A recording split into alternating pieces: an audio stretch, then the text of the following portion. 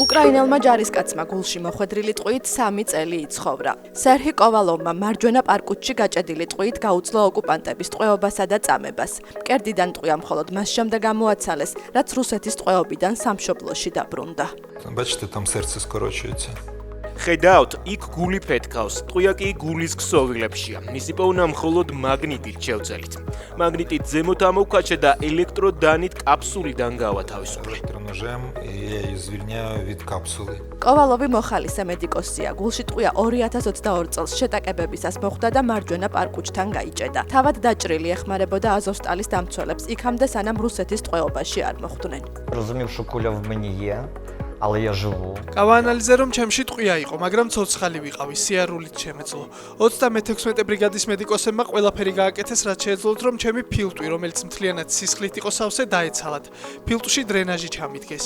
Була порожнина легенева повністю заповнена кров'ю. სერჰიმ რამდენიმე ტყვეთა-ბანაკი გაიარა და ბოლოს რუსეთში, ალტაის მხარეში მოხვდა. როგორც იხსენებს, გულში გაჭედილი ტყვია მას მხოლოდ წამების შემდეგ აწუხებდა. რუსმა ზედამხედველებმა იცოდნენ, რომ დაჭრილი იყო, თუმცა ეს მის წამებაში ხელს არ უშლიდათ. Кожного тижня я це називав ყოველ კვირა მივყავდით საწამებლად, თავზე პარკს ჩამოგვაცმევდნენ და დეზე გვაერთებდნენ გონების დაკარგვამდე. მაგრამ ყველაზე საშინელი ეს არ იყო. როცა მებრძოლები საწამებლად მიყავდათ, ფანჯარა ყოველთვის ღია იყო. ყველაზე მძიმე ის იყო, როცა ფანჯრიდან თანამებრძოლების ღრიალი გვესმოდა, რომლებსაც აწამებდნენ. втрати свідомості. სერჰი უკრაინაში 2024 წლის 24 აგვისტოს დამოუკიდებლობის დღეს დაბრუნდა. ექიმები მისთვის ოპერაციის ჩატარებაზე ყოფმანობდნენ, რადგან სერჰის თანდაყოლილი გულის მანკის გამო ბავშვობაში უკვე 3 ოპერაცია ჰქონდა გადატანილი. მებრძოლმა მეოთხე ოპერაციასაც გაუძლო და რამდენიმე საათში გაიარა. ნორვეგიაში სკოლის ექსკურსიაზე 6 წლის ჰენრიკმა მიწაში შემთხვევით ვიკინგების უძველესი ხმალი აღმოაჩინა, რომელიც პირველადი შეფასებით ადრეულ რკინის ხანას მიეკუთვნება. ჰენრიკი მეგობრებთან ერთად მინდორზე ქვებს აგროვებდა, როდესაც უცნაური ნივთი შენიშნა. მხოლოდ ერთი ნაწილი იყო ამოშვერილი. მეგონა უბრალოდ ჟანგიანი რკინა იყო და გადავწყვიტე მენახა რა იყო ქვევით.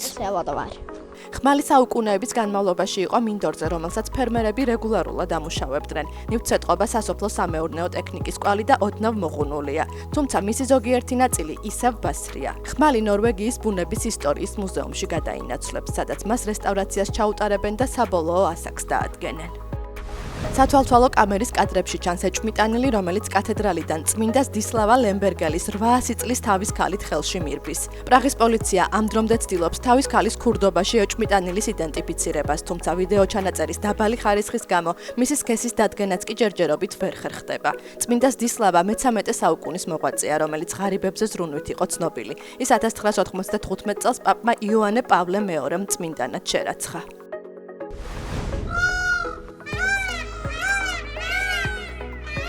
იტალიის საზღვაო ქალაქი პუნტა მარინა უჩვეულო კრიზისის წინაშეა. ქალაქი 100-ზე მეტმა ფარშევანგმა დაიკავა, რამაც ადგილობრივებს შორის ნამდვილი დაპირისპირება გამოიწვია.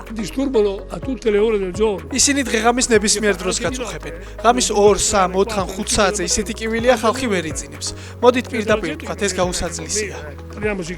ყველაფერი ერთი ადამიანის გატაცებით დაიწყო, რომელსაც ეს ფრინველები ეგზოტიკურ შინაურ ცხოველებად ჰყავდა. დროთა განმავლობაში ფარშევანგები უპრეცედენტოდ გამრავლდნენ და ქალაქის ქუჩებში გაბატონდნენ. ხელისუფლებამ ფრინველების პოპულაციის შემცირების გეგმა შეიმუშავა, თუმცა ამას მოულოდნელად წინააღმდეგობა მოჰყვა. ეს ტურიზმისთვის ერთგვარი ძრავია, ბევრი ტურისტი ჩერდება მათ გადასაღებად მათი სილამაზის გამო. ასე რომ ვფიქრობ, ეს მომგებიანია.